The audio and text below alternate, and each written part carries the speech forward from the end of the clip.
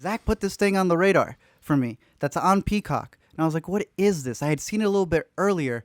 There's 3 episodes of this out. It's a TV series, docu-series, miniseries, meta-series. Zach, tell me.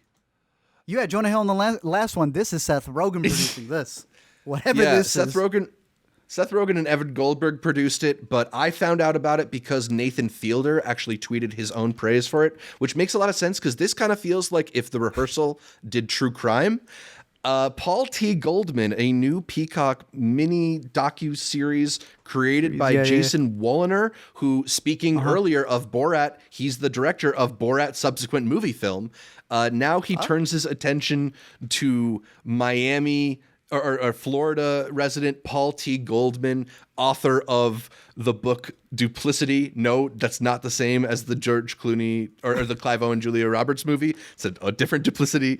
Paul is a man who has lived an interesting life, according to his story. He married a woman who then tried to steal all of his money. And while he was dealing with that, he took down a crime ring.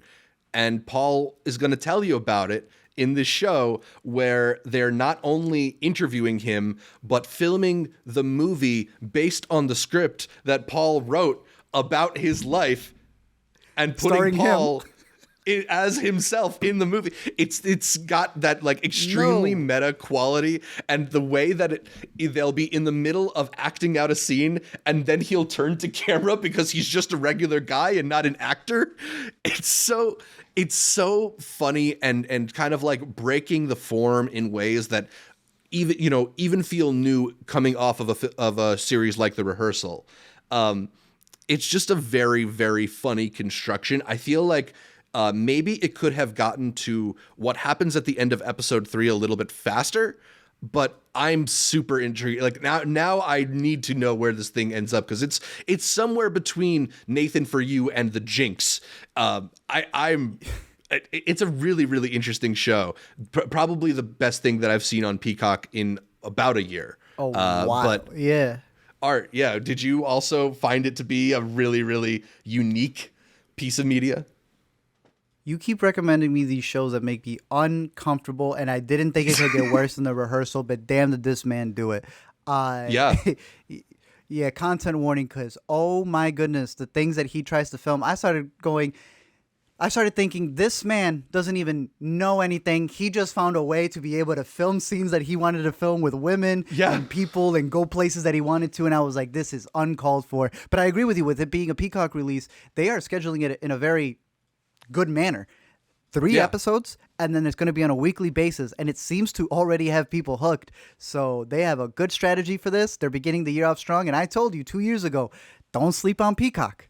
I think it's going to be big, and this is a great start for it. And I love the perspective of it so far, as much as it makes me squirm. Yeah, I mean, it's so fascinating, right? Because it's this guy trying to tell his own story, but like, obviously when you tell your story, you're going to be the hero of it, and trying to figure out like how much of this happened and how much of it is him just putting his own spin on his own life is so, it's uncomfortable, but amazing to see. Speaking of Peacock, they're loving this. I see in the chat right now, Gustav was saying cringe shows are the new comedy. Yeah, dude. At this point, they should have made Angeline like this. Because Angeline was missing something, but they tried to play with it. They might as well have brought in the real Angeline, done something like this, because that probably would have been more effective, because that show just ended up going underneath. But here, different release strategy. I might be tuning in to see what the heck this guy was doing. So, absolutely. That's 2 recommendations for Paul T. Goldman. Thank God it's at home so you could pause it and not have to deal with some of the stuff. That face that he makes right there, dude, that is just the entire energy, the whole show so far for the 3 episodes. It's a weird show.